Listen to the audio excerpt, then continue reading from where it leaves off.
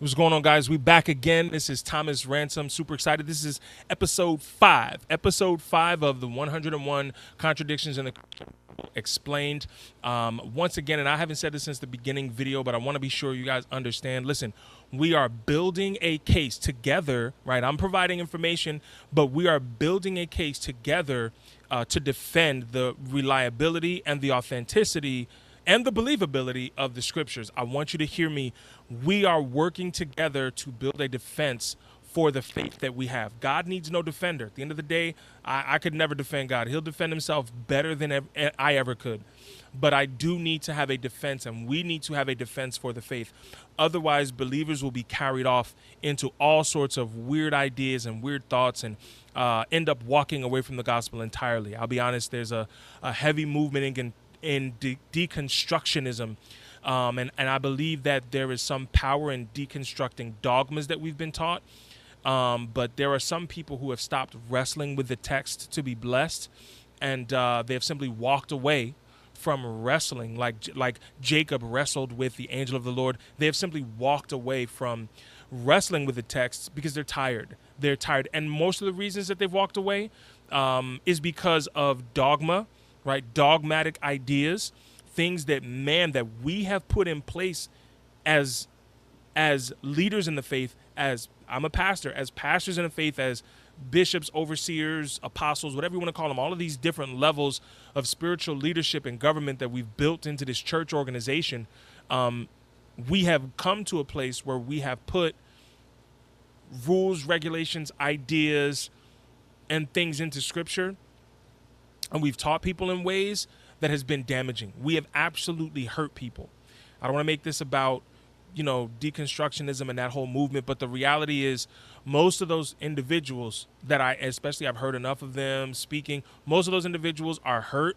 They are wounded because of false theological teachings or practices that made them question the faith, and they ended up coming together into a group, and they have these ideas, and without proper explanation of the text, they're sort of walking off into these ideas. So I think we have to be very careful with showing love, right, to those individuals, because it is required that we love them.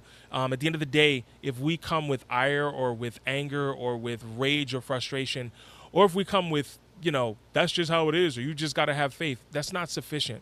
What we want to do is we want to have a accurate, intelligent walking through of scripture to understand, because again, a lot of people, they don't understand all the stuff behind it, and they've arrived at these ideas without having a full idea. Listen, I'm learning through this process, and I want to be clear.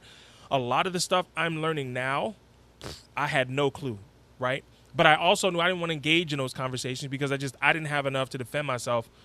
For the most part, some areas I could defend myself, but it's so rich and so deep. That's why apologetics is an entire area of authority in Christian study where people go and they literally wrestle with the nuances of scripture. Why? Listen, apologetics doesn't deal with the central themes, and I'm going to bring that back to what we're talking about here. None of these things, none of these contradictions navigate us away from central from central ideas. They don't mess with theology, right? They don't dismantle central theology that makes the Bible the center of our faith, right?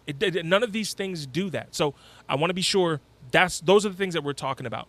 But the idea is for us to build an accurate defense so that if we do come across some people who are looking to deconstruct their faith and help us deconstruct ours, let's respond with the accurate wisdom that we have. So that's what this is for. Hopefully that blesses you. Welcome. Glad to have you.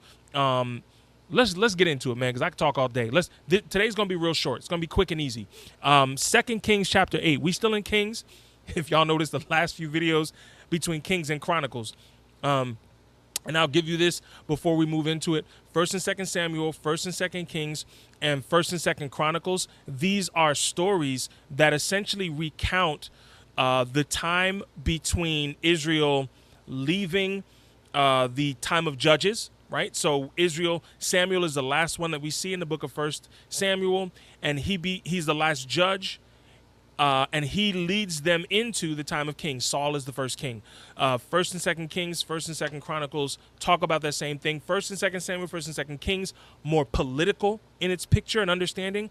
First and Second Chronicles deals more with worship and the priestly side of things, right? So, and again, I mentioned this in another video, but the reality is God is equally as concerned. Listen to me, God is equally as concerned with how you govern your life as with how you worship him.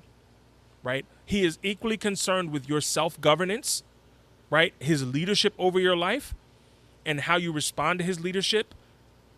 But he is also equally concerned with his leadership over your life and how you worship him, right? So it's very important that you understand that. That's why these stories tell essentially the same thing. They speak about the time all the way up until the exile. So you're going to see the height of Solomon, the height of the kingdom of Israel.